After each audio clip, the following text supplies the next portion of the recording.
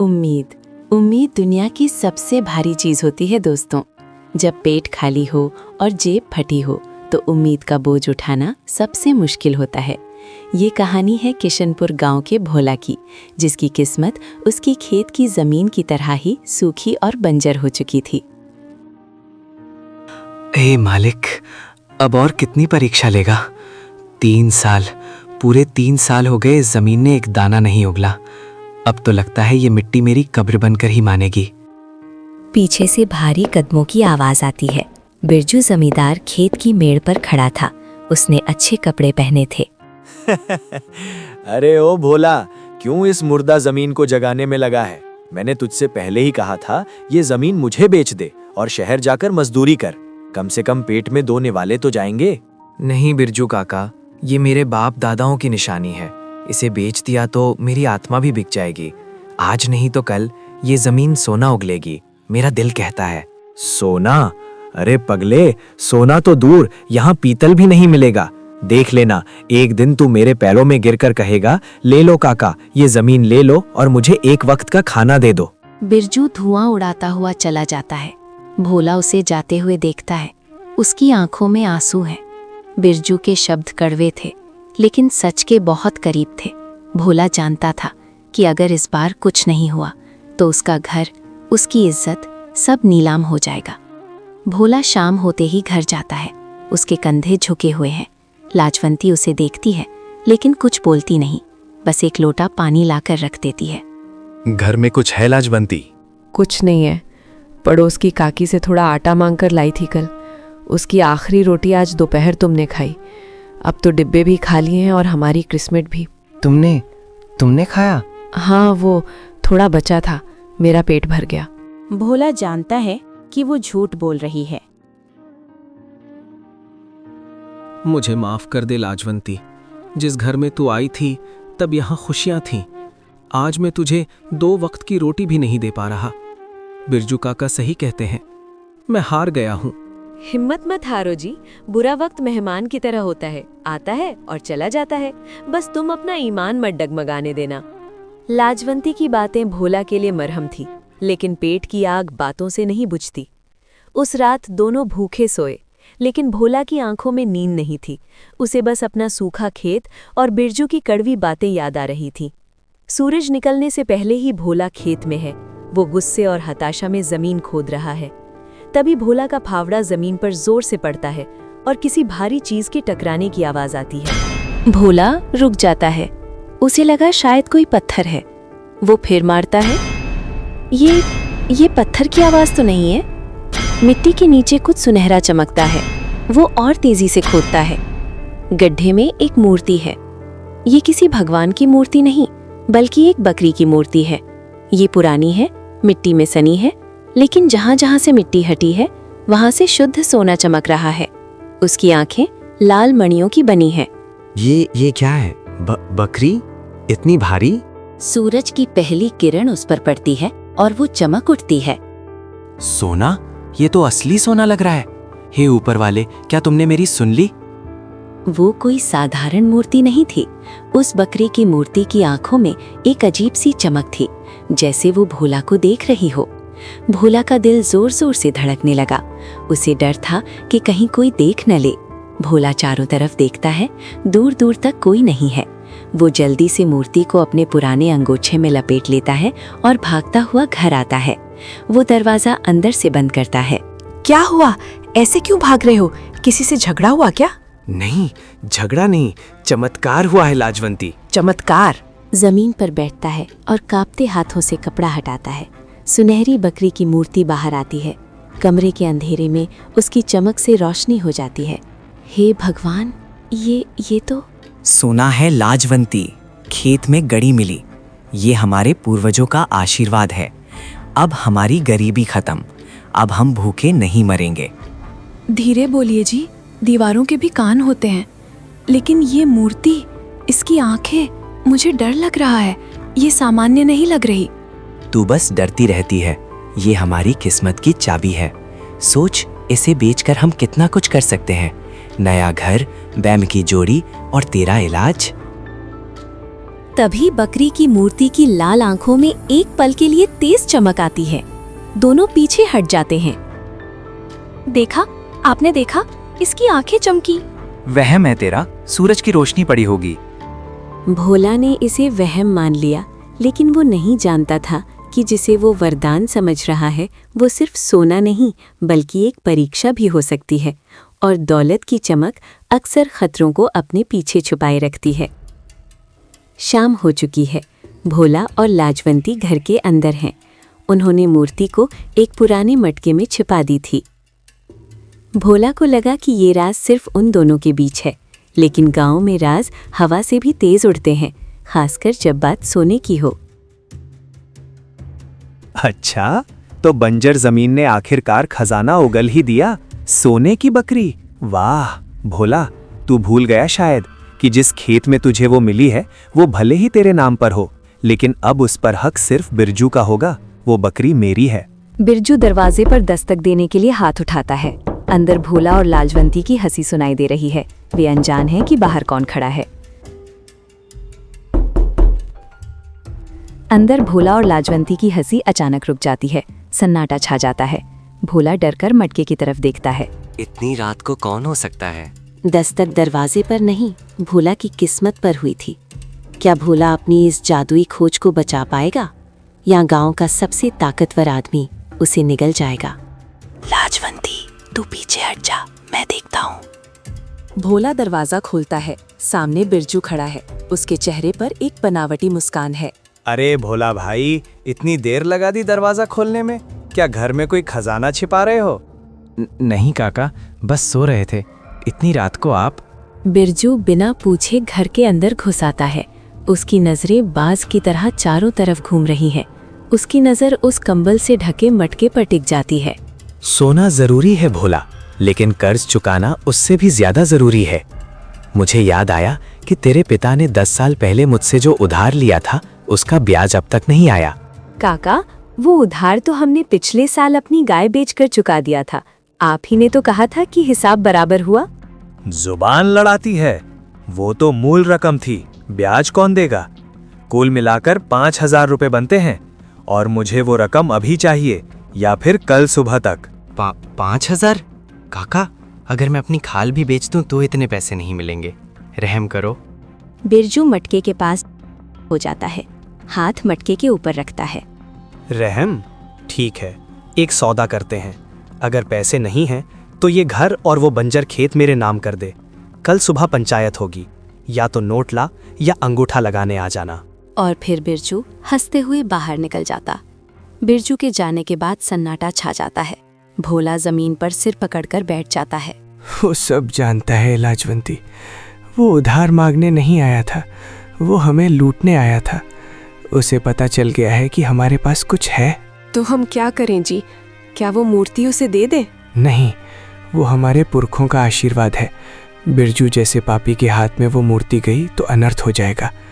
लेकिन अब कोई रास्ता भी नहीं है। खेत बचाने के लिए हमें उस सोने को बेचना ही पड़ेगा। वो मूर्ति बाहर निकाल लेता है। माफ करना मेरे मालिक, मैं मजबूर हूँ। मुझे अपने घर की छत बचानी है। भोला एक भारी लोहे की छेनी, चिजिल और हथौड़ी लेकर आता है। उसका इरादा मूर्ति का एक छोटा सा हिस्सा, जैसे कान या पूंछ, तोड़कर सुनार को बेचने का है। इंसान की नीयत बदलते ही कुदरत अपना खेल बदल देती है। भोला ये नहीं जानता था कि जिसे वो सिर्फ सोना समझ रहा है वो एक परीक्षा है। भोला मूर्ति को जमीन पर रखता है। वो छेनी को बकरी की मूर्ति की पूंछ पर रखता है। लाजवंती डर के मारे मुंह फेर लेती है। बस एक टुकड़ा और हमारा कर्ज खत्म। भोला हथौड़ी उठाता है और जोर से छेनी पर मारता है। जैसे ही चोट लगती है, मूर्ति टूटती नहीं है, बल्कि मूर्ति एकदम से लाल हो जाती है, जैसे आग में तप रही हो। भोला का हाथ जलने लगता है। जल गया। ये क्या है? ये तो आग बन गई। भोला पीछे हट जाता है। लाजवंती उस तपती हुई मूर्ति पर पानी छिड़कने जाती है, लेकिन रुक जाती है। वो देखती है कि मूर्ति की लाल आंखों से एक आंसू निकल रहे हैं। जी देखिए, ये रो रही है। आप इसे चोट पहुंचा रहे थे, इसीलिए ये गुस्सा हो गई। ये सोना नहीं है लाजवंती, ये कोई जादू है। ये मुझे छूने नहीं दे रही। लाजवंती हिम्मत करके आगे बढ़ती है। उसके मन में लालच नहीं बल्कि मूर्ति के लिए दया है। शांत हो जा, हम तुझे चोट नहीं पहुंचाएंगे, हमें माफ कर दे। जैसे ही लाजवंती का ममता भरा हाथ मूर्ति पर लगता है, मूर्ति ठंडी हो जाती है और अचानक मूर्ति के मुंह से एक सोने का सिक्का खनखनाते हुए जमीन पर गिरता है। सिक्का? भोला को समझ आ गया था, ये मूर्ति लालच से नहीं सेवा से भल देती है। उसे तोड़ने पर आग मिली और सहलाने पर सोना। 5,000 का कर्ज चुकाने के लिए अब उन्हें मूर्ति तोड़ने की जरूरत नहीं थी। लाजवंती, ये चमत्कार है। अगर हम रोज इसकी सेवा करेंगे तो ये हमारी गरीबी मिटा देगी। मैं अभी जाकर ये सिक्का शहर में बेचाऊंगा और बिरजू के मुंह पर पैसे मारूंगा। लेकिन जी, अभी अंधेरा है, सुबह होने का इंतजार कर लो। नहीं, बिरजू का कोई भरोसा नहीं। मैं पिछले रास्ते से निकल जाता हूँ। भोला सिक्का जेब में रखता है और घर के पिछले दरवाजे की ओर बढ़ता है तो वो देखता है कि उसका घर चारों तरफ से गांव के लोगों ने घेरा हुआ है। सबसे आगे बिरजू खड़ा है और उसके साथ गांव का मुखिया भी है। पकड़ लो इस चोर को, भागने की कोशिश कर रहा था। भोला, हमें उम्मीद नहीं थी कि तू ऐसा करेगा। मुखिया जी, मैंने क्या किया? मैं तो अपने खेत। झूठ मत बोल। गांव वालों, कल रात मेरे घर के मंदिर से सोने की बकरी चोरी हो गई थी और मैंने अपनी आंखों से देखा है कि वो मूर्ति भोला के घर में है। घर की तलाशी लो, अगर मूर्ति मिली तो गांव के नियम के मुताबिक भोला के हाथ काट दिए जाएंगे। भोला के पैरों तले जमीन खिसक गई। बिरजू ने सिर्फ जमीन नहीं, भोला की इज्जत और जान दोनों को फंसा दिया था। अब अगर मटके में मूर्ति मिली तो भोला साबित नहीं कर पाएगा कि वो उसे खेत में मिली थी। तभी सभी लोग अंदर जाते हैं। लाजवंती मटके के पास खड़ी थरथर कांप रही है। एक आदमी मटके को लात मारता है। मटके से सोने की बकरी लुढ़क कर बाहर आती है। हाय, मेरी कुलदेवी, मेरे पूर्वजों की निशानी। इस नीच ने मेरे पूजा घर से इसे चुरा लिया था। देखो गांव वालों, चोर की दाढ़ी में तिनका नहीं, पूरा पहाड़ मिला है। बिरजू झपटकर मूर्ति उठाने जाता है लेकिन फिर रुक जाता है। उसे भोला की बात याद आती है कि मूर्ति गर्म हो सकती है। वो चालाकी से अपनी गमछे से हाथ ढकता है और मूर्ति उठा लेता है। नहीं काका, झूठ मत बोलो, भगवान से डरो। ये मुझे मेरे खेत में गड़ी मिली थी, मैंने चोरी नहीं की। चुप कर पापी, तेरे बंजर खेत में तो घास नहीं उगती, सोना कहाँ से उग गया? मुखिया जी, अब और क्या सबूत चाहिए? कुछ ही देर बाद गांव के बीचों बीच बरगद के पेड़ के नीचे पंचायत बैठी है। मुखिया जी चबूतरे पर बैठे हैं। भोला और लाजवंती अपराधी की तरह खड़े हैं। पूरा गांव तमाशा देख रहा है। भोला, सबूत तेरे खिलाफ है। एक गरीब किसान के घर में इतना सोना मिलना, ये बात गले नहीं उतरती। सच सच बता दे, तूने ये मूर्ति कब चुराई? मुखिया जी, मैं गरीब जरूर हूँ लेकिन चोर नहीं। कसम खाता हूँ अपनी इस धरती मैया की। कल जब मैं खेत खोद रहा था तब फावड़ा लगने से ये बाहर आई। आप चाहो तो चल कर देख लो, वहां अभी भी गड्ढा है। वाह, क्या कहानी है। अरे मुखिया जी, ये गड्ढा तो इसने खुद खोदा होगा ताकि चोरी का माल वहां छिपा सके, लेकिन मौका नहीं मिला तो घर ले आया। बिरजू, तुम कहते हो ये मूर्ति तुम्हारी है? हाँ मुखिया जी, ये मेरे परदादा ठाकुर संग्राम सिंह की बनवाई हुई मायावी बकरी है। हम बरसों से इसे गुप्त तहखाने में पूजते आ रहे थे। कल रात ये गायब हो गई। अगर ये तुम्हारी है तो तुम्हें पता होगा कि ये मूर्ति जिंदा है। क्या मतलब बेटी, मूर्ति जिंदा है? जी काका, जब मेरे पति ने इसे तोड़ने की कोशिश की तो ये आग की तरह तप गई थी और जब मैंने इसे पूजा तो इसने अपनी आंख से आंसू गिराया और एक सिक्का दिया। भोला अपनी जेब से वो सोने का सिक्का निकालता है और मुखिया के कदमों में रख देता है। ये देखिए सरकार, ये उसी मूर्ति का दिया हुआ प्रसाद है।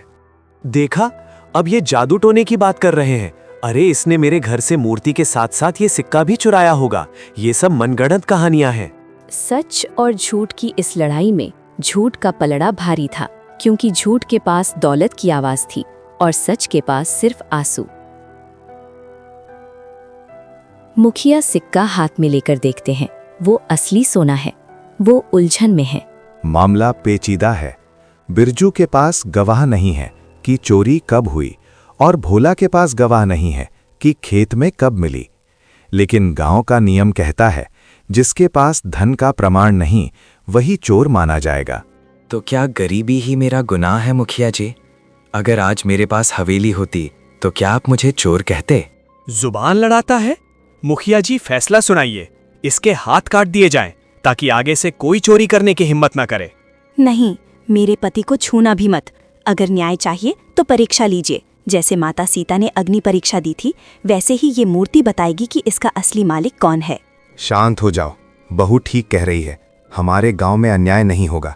अगर ये मूर्ति जादुई है जैसा कि भोला कह रहा है, और अगर ये बिरजू की कुलदेवी है जैसा कि बिरजू कह रहा है, तो मूर्ति खुद अपना फैसला करेगी। कल सुबह सूरज की पहली किरण के साथ सत्य की परीक्षा होगी। कैसी परीक्षा? भोला और लाजवंती का कहना है कि ये मूर्ति गलत नियत वाले को जला देती है और सच्ची सेवा करने वाले को फल देती है। कल भरी सभा में तुम दोनों को इस मूर्ति को अपने नंगे हाथों से उठाना होगा। बिरजू के पसीने छूटने लगते हैं। उसने देखा था कि भोला का हाथ जला हुआ था। जो भी इस मूर्ति को उठाकर मंदिर की सीढ़ियों तक ले जाएगा बिना जले, मूर्ति उसी की मानी जाएगी, और जो जला उसे गांव से निकाल दिया जाएगा और उसकी सारी जमीन दूसरे पक्ष को दे दी जाएगी। मंजूर है मुखिया जी। ये मुखिया तो मुझे फंसा रहा है। अगर ये सच में गर्म होती है तो? नहीं, सोना तो सोना होता है। भोला ने जरूर कोई नाटक किया होगा। मैं जमींदार हूँ, मेरा सिक्का चलता है, मूर्ति भी मेरी ही बात मानेगी। मुझे भी मंजूर है। कल दूध का दूध और पानी का पानी हो जाएगा। पंचायत खत्म हो गई है। मूर्ति को गांव के मंदिर के चबूतरे पर रख दिया गया है। 4 पहरेदार वहां तैनात हैं ताकि कोई उसे छू ना सके। बिरजू अपने घर में है। वो परेशान होकर इधर उधर टहल रहा है। अगर कल वो मूर्ति गर्म हो गई तो मेरी नाक कट जाएगी और वो बंजर जमीन भी हाथ से जाएगी। मुझे कुछ करना होगा। बिरजू अपनी अलमारी से एक छोटी शीशी निकालता है। ठंडक का लेप। कल सुबह हाथ पर ये लगाकर जाऊंगा। आग भी मेरा कुछ नहीं बिगाड़ पाएगी। भोला, तू सच्चाई के भरोसे रहना। मैं अपनी चालाकी से जीतूंगा। सुबह हो रही है। सूरज की लाल किरणें मंदिर के चबूतरे पर रखी सोने की बकरी पर पड़ रही हैं। पूरा गांव इकट्ठा हो चुका है। सूरज निकल चुका था, लेकिन क्या आज का सूरज भोला के जीवन में उजाला लाएगा या उसे हमेशा के लिए अंधेरे में धकेल देगा? परीक्षा शुरू हो। सबसे पहले दावा करने वाला बिरजू आगे आए। बिरजू आत्मविश्वास के साथ आगे बढ़ता है। उसने हाथों पर तेल जैसा कुछ मला हुआ है जो चमक रहा है। वो मूर्ति के पास पहुंचता है। देखो, उसकी आंखों में कोई डर नहीं है। क्या भगवान भी अमीरों का साथ देता है? धैर्य रखो, भगवान परीक्षा ले सकता है लेकिन ठग नहीं सकता। सुबह की धूप में मंदिर का चबूतरा। बिरजू के चेहरे पर पसीना है, लेकिन वो अभी भी घमंड में है। वो मूर्ति को पकड़ने के लिए झपटता है। बिरजू के हाथ मूर्ति को छूते हैं। बिरजू के हाथों पर लगा लेप तुरंत भाप बनकर उड़ जाता है और उसका मांस जलने लगता है। मर गया, बचाओ, ये आग है, ये आग है। देखो, इसके हाथों से जलने की बू आ रही है। और ये क्या? इसके हाथों पर तेल लगा था। बिरजू, तूने पंचायत को धोखा देने की कोशिश की। पवित्र परीक्षा में छल। मुखिया जी, ये मूर्ति श्रापित है। ये डायन है। इसे फेंक दो, ये पूरे गांव को जला देगी। बिरजू अपनी हार मानने को तैयार नहीं था। वो अपनी जलन का बदला उस बेजुबान मूर्ति और भोला से लेना चाहता था। भोला, अब तुम्हारी बारी है। अगर ये मूर्ति तुम्हारी है तो इसे उठाकर दिखाओ। भोला डरते हुए आगे बढ़ता है। उसके हाथ कांप रहे हैं। लाजवंती भीड़ से उसे देख रही है। उसकी आंखों में प्रार्थना है। हे धरती मैया, मुझे सोना नहीं चाहिए, मुझे बस मेरी सच्चाई चाहिए। अगर मैं सच्चा हूँ तो मेरी लाज रखना। जैसे ही भोला के खुरदरे मेहनती हाथ मूर्ति को छूते हैं, मूर्ति का लाल रंग गायब हो जाता है। वो वापस सुनहरी और शीतल हो जाती है। भोला हैरानी से आंखें खोलता है। उसे ठंडक महसूस होती है। ये तो मक्खन जैसी ठंडी है मुखिया जी। भोला मूर्ति को आसानी से उठा लेता है और छाती से लगा लेता है। फैसला हो चुका है। ये जादुई मूर्ति भोला की है और बिरजू, झूठ बोलने और पंचायत को गुमराह करने के जुर्म में तुझ पर 500 रुपए का जुर्माना लगाया जाता है। निकल जा यहाँ से। बिरजू अपमानित होकर वहां से भागता है, लेकिन जाते जाते वो भोला को एक खूनी नजर से देखता है। उसकी आंखों में अब सिर्फ बदले की आग है। शाम का समय। भोला और लाजवंती अपने घर में है। उन्होंने मूर्ति को एक साफ कपड़े पर रखा है। दोनों बहुत खुश हैं। देखा जी, मैंने कहा था ना, भगवान के घर देर है अंधेर नहीं। अब हम इस मूर्ति को बेचकर शहर चले जाएंगे। वहाँ एक पक्का मकान लेंगे और खेती करेंगे। हाँ लाजवंती, कल सुबह ही मैं इसे लेकर शहर निकलूंगा। आज की रात ये हमारे साथ रहेगी। ये हमारी गरीबी की आखिरी रात है। भोला और लाजवंती सुनहरे भविष्य के सपने बुन रहे थे। उन्हें नहीं पता था कि ये मूर्ति उन्हें सोना देने नहीं आई थी, बल्कि कुछ और ही सिखाने आई थी। रात गहरी हो चुकी है। अचानक सोने की मूर्ति में से चटकने की आवाज आती है। अरे ये आवाज कैसी? क्या मूर्ति टूट रही है? देखते ही देखते पूरी मूर्ति बिखर जाती है। टेबल पर अब कोई सोने की बकरी नहीं है। वहां सिर्फ काली मिट्टी का ढेर और उसके बीच में एक अजीब सी चीज रखी है। ये क्या हो रहा है? हमारा सोना मिट्टी बन रहा है। मिट्टी से कुछ बीज निकल जाते हैं। बीज? सिर्फ कुछ बीज? हमारा खजाना, हमारा सोना सब धोखा था।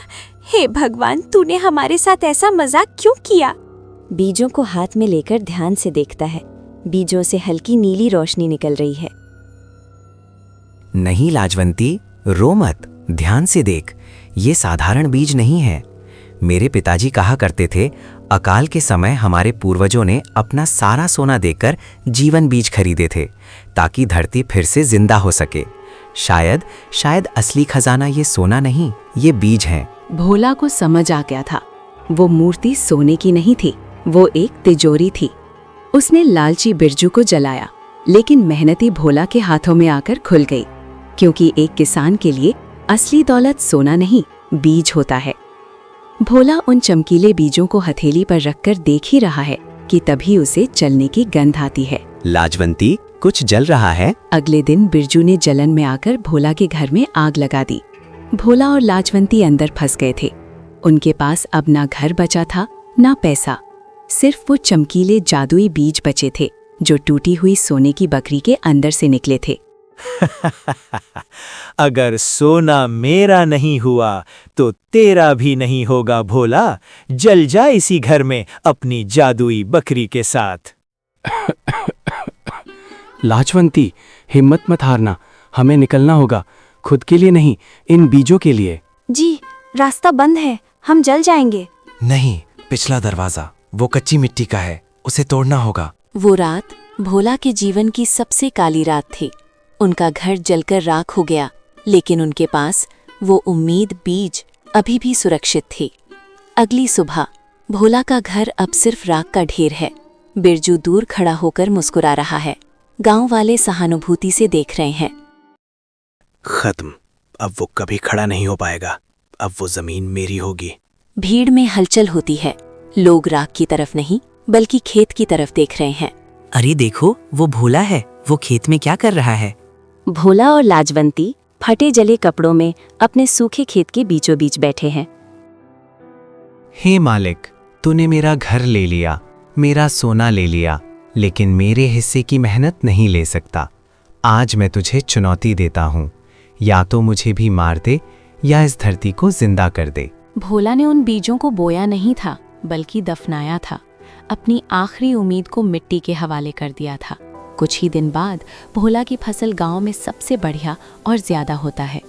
कुछ महीने बाद भोला ने अपनी फसल बेचकर पक्का घर बना लिया है। दोस्तों, हम अक्सर चमकते हुए सोने के पीछे भागते हैं और अपनी मुट्ठी में बंद असली बीजों को पहचान नहीं पाते। जिंदगी जब भी आपको तोड़े, याद रखना, शायद वो आपको बिखरने के लिए नहीं, बल्कि एक नई शुरुआत बोने के लिए तोड़ रही है। भोला का सब्र और ईमानदारी जीत गई और बिरजू का लालच हार गया। अगर कहानी पसंद आई तो प्यारा सा कमेंट करके वीडियो को लाइक कर दो। धन्यवाद।